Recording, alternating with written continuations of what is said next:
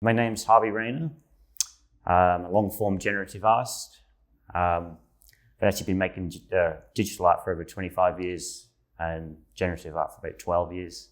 I was obviously drawn to the space because it was a place for me to sell the work I'd been making for so long without a market. So my first project I launched was Photon's Dream with Art Blocks and then Fontana. And that was kind of like a big sort of like springboard for the rest of my career. So my first kind of exploration with generative art was really actually that I was building work with geometry. I called it geometric meter for like 15 years, and it got so complex that it was just taking too long for me to make manually. So I started to just write software to kind of like, so I could explore sort of like geometric ideas in like new ways, and sort of explore the complexity I wanted to investigate, But the only way to do it really was with code, and at the time I didn't call it generative art. That term didn't really exist. I just thought I was doing this weird thing. I wasn't trying to sell it. I didn't think there was a market for it. It was just my own sort of like deep exploration of geometry, and it was kind of actually investigating this class of objects called quasi crystals. I don't use external libraries. I code in JavaScript. I'm one of the few artists, maybe even the only artist who uses SVG. And I've been involved with SVG right from the beginning, right from the inception of the technology before it was like compatible with a lot of sort of mainstream browsers. And I've built a lot of my own libraries, so like I don't use P5.js or anything. So this has evolved over 15 years. So I've slowly sort of found a way to work and build my own tools. And I do use kind of Corel Draw as a way to flesh things out and stuff. I've always liked that. And then in terms of platforms, I've dropped with Art Blocks first, Bright Moments. I've sold on Sotheby's and Christie's and lots of little kind of collabs and stuff along the way. But highlight most of the well-known ones I've now worked with. But now, as I move forward, I'm trying to do things more independently. So I'm not reliant on a platform and the limitations of the platform. So, I have a few people I work with who can help me with things like promotions and stuff. And I just like being independent. I'm just, like doing my own things. I don't like to being told what to do. Art's always been this huge part of my life. I've always made a lot of art, even when I couldn't sell it. I'd say I've always spent 40 hours a week making art, regardless of whether I've had an audience or not. So, but the other big important thing in my life, obviously apart from my family, is meditation. I spend a lot of time on retreats and just like a personal practice, and I think that does feed into the work, especially like my earlier work, like I was doing like 20 years ago and stuff. But it's difficult to know exactly how. I don't. It's not like something I don't use the art to explore that thing, but it does. I think it does show itself. It does reveal itself somehow. The kind of maybe, if I spend say 3 months going quite looking inward and like maybe some of the insights I get from there kind of reveal itself in the work later on. I don't know, but my work's not particularly that conceptual. I feel like I'm first and foremost a picture maker. I like building things. I've always built a lot of things in my hands and stuff. So I take a very sort of like compositional approach to my work, and I don't have a lot of kind of. I always write an essay about my work and so forth, and trying to connect it to things in the past, in the canon of 20th century art and stuff. But I wouldn't class myself as a conceptual artist. So how these things appear in my work is kind of very intuitive and kind of like visual. It's hard to kind of say exactly how it shows itself. I've always tried to connect my work to the canon of 20th century art. I mean, actually going back further than that, I went to art school and I fell in love with art. I'd get up in the morning and I'd spend like 2 hours just looking at pictures in books and stuff, and I'd spend all my money on art books. This is like in the 1990s and stuff. But I'd be looking at, I would say, quite timeless things, composition.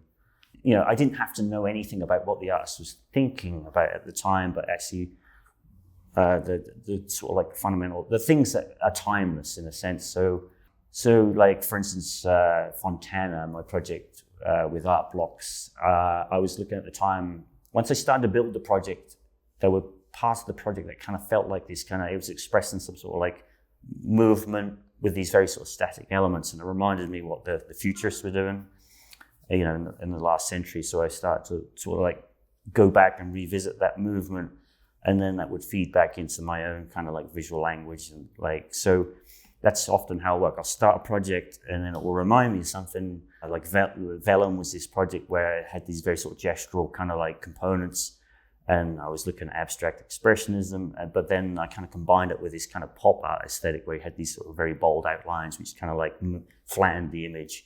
And so it was kind of like plonking two visual languages from the two movements together.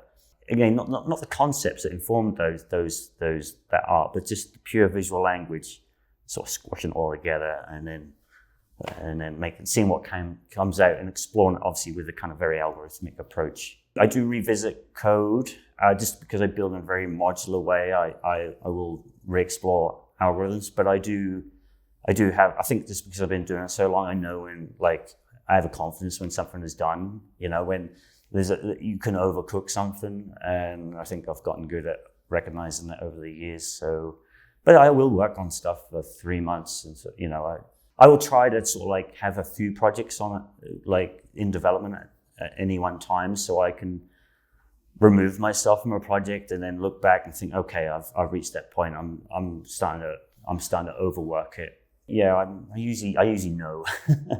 I don't know. Yeah, I don't know why I know, but I just know, yeah, this is done. This is like, I feel like I've fully expressed the kind of core ideas in the algorithm, and just stretch it any further. It's kind of like diminishing returns, you know.